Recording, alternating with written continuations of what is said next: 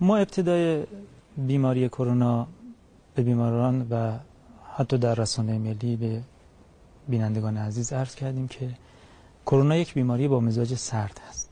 خود بیماری در بدن سردی ایجاد میکنه. خب طبعا اومدیم داروهای با مزاج گرم رو به بیمارانمون توصیه کردیم. الان هوا یه مقداری گرم شده، نمیتونیم با اون شدت گرمی رو به بیمارانمون تجویز بکنیم. اما یکی از پزشکان طب سنتی از من پرسید آقا دکتر چرا شما اصرار به زنجبیل دارید، خیلی گرمه، بیایم یه گیاه گرمی دیگر رو توصیه بکنید، مثلا گلپر رو مثال زدنشون. گفتم خاصیت زنجبیل به سبب مزاجش نیست که ما الان در تابستان بگیم کمش کنید. چون من در بیماران خودم که در بیمارستان بودن به محض اینکه زنجبیلشون رو کم می‌کردم به سبب اینکه یه سری علائم مثل خارش یا از فشار خون شکوه داشتن، میزانش رو کم می‌کردم، اکسیژن خونشون میومد پایین، مجبورم دوباره ببرمش بالا. آها اینا رو یعنی شما حس کردین و بله، تجربه کردین؟ بله، هم تجربه کردم، به عنوان تحقیق علمی انجام دادیم. وارد تحقیقات جهانی زنجبیل که شدیم که شاید بیش از 6000 مقاله است. یعنی اصلا واردش که میشدم تعجب میکنه که اینقدر در جهان برای این گیاه قرآنی، حالا به زنجبیل بگیم گیاه قرآنی، کان مزاجها زنجبیلا در قرآن به عنوان میوه بهشتی یاد شده. تحقیقاتش رو که نگاه کردم بسیار اثر بخش بر بیماران ریویه. حتی در مورد بیماران آی سی یو بسته بررسی شده و باعث شده بحران رو طی کردن. اثر بخشی زنجبیل خارج از اثر بخشی مزاجی اون هست. فلذا این دارویی و این نسخه‌ای رو که ما الان در طب سنتی داریم به مردم توصیه می‌کنیم، بچه‌های طب سنتی دیگه هم دارن توصیه می‌کنن، خارج از بحث مزاج شناسی اون هست. دومین نکته هم اینه که این کرونا سردیه، علائمش هم سردیه. یعنی اگر الان اسهال میده میگیم اسهال ناشی از رطوبت هست. فلذا بیایید برای درمانش از نعنا و زنیان استفاده کنید، از زیره استفاده کنید که اون مشکلات گوارشی که در تابستان ایجاد می‌کنه رفع بکنه. اگر بیمار مشکل مزاج گرمی در خودش بروز داد، مثلا اومد یه مقداری خارش پیدا کرد، در طب سنتی میگیم خب آقا یه خود عرق شاتره استفاده بکنید، اتریفل گشنیزی استفاده کنید، اون گرمیش رو یه مقداری تعدیل کنه. در طب کلاسیک میگیم حالا اگه بیمار در بیمارستان خارش گرفت، حالا یه لوراتادین هم بهش بده. اگر این مقدار فشارش افزایش پیدا کرد، داره فشارش یه مقدار تنظیم کن که بیاد پایین‌تر. اما درمان همچنان همون درمان است به خاطر اثر بخشی بالای زنجبیل بر روی ویروس کرونا. خیلی از دوستان ما که با داروهای داروخانه‌ای سر کار نداشتن اومدن رو به صورت حب زنجبیل، یعنی زنجبیل رو پودر کردن داخل عسل به صورت این قرصای کوچولو حب قلقلیه درست کردن به خودشون و خانوادهشون دادن. چرا میگیم خود زنجبیل رو دم نکنن یا دمنوش درست نکنن؟ به خاطر اینکه اون حساسیت میده. به محض اینکه زنجبیل رو میخورید از همون دهان شروع میکنه اثر بخشی، خارش میگیرن، معدهشون ترش میکنه، حساسیت میدن، خصوصا تو تابستان خیلی تشدید میشه. اما وقتی به صورت قرص میل میکنن، به صورت حب میل میکنن، هیچ گونه از اون عوارضی که زنجبیل درش مردم میشناسن ایجاد نمیشه.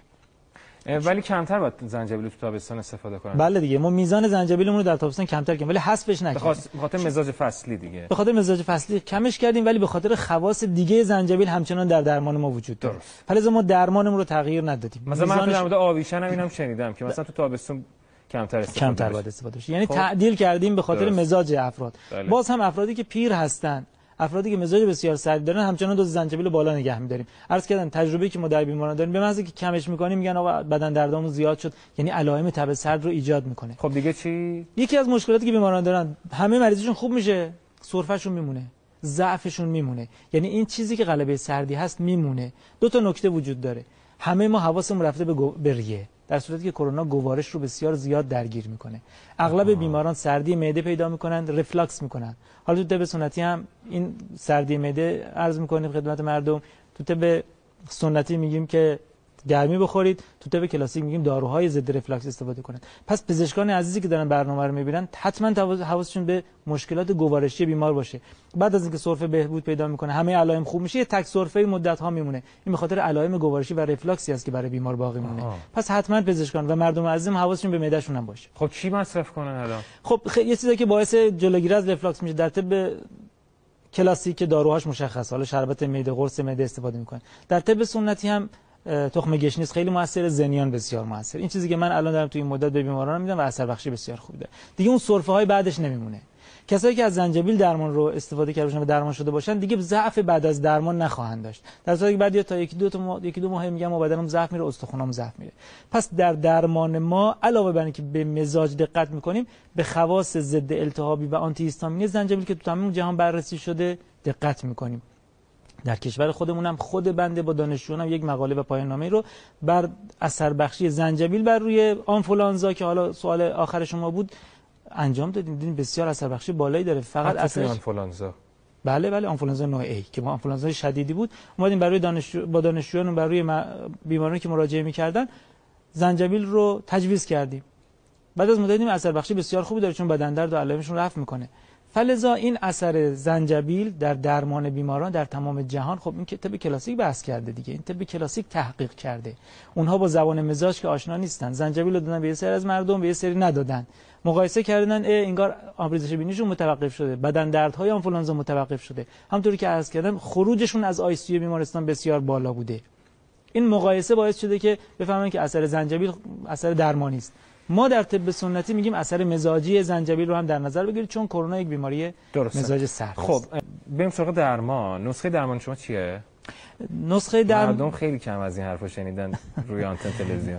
نسخه درمانی که ما برای بیماران به کار میبرم علاوه بر اینکه مشکلات گوارشی رو در نظر میگیرم که اون رو غالبا به خاطر اینکه بیماران خسته نشن از داروهای مثلا آنتی رفلاکس ها مثل پنتوپرازول و اینها داروهای شیمیایی استفاده میکنن، درمان سنتی من همون قرص زنجبیلی است که در تمام داروخانه‌های کشور به چند شکل دارویی وجود داره، فقط هم زنجبیل درش هست.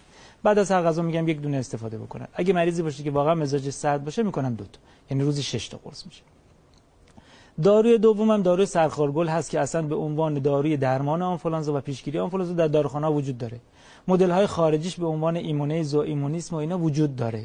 نمونه‌های داخلش هم به اشکال مختلفش وجود داره که این داروی دومی است که برای بیماران به کار میبرم. اگه سرفه و علائم دیگه مثل اسهال یا سرفه بر اساس فصل داشته باشن، داروهایی که به اون درد بخورن میدیم، مثلا زوفا و آبیشم برای سرفه تو زمستون میدیم. الان اگه اسهال داشته باشن زنیان و نعنا و زیره تجویز میکنن. این باعث میشه که تقریبا مریضای من بعد از 3 روز علائم اصلیشون یعنی بدن درد و تبشون قطع میشه و بعد از 5 روز کاملا بهبود پیدا میکنن. البته اجازه نمیدم زودتر از 2 هفته از خانه برن بیرون چون باعث انتقال میشن. این اون سیر انتقال وجود داره.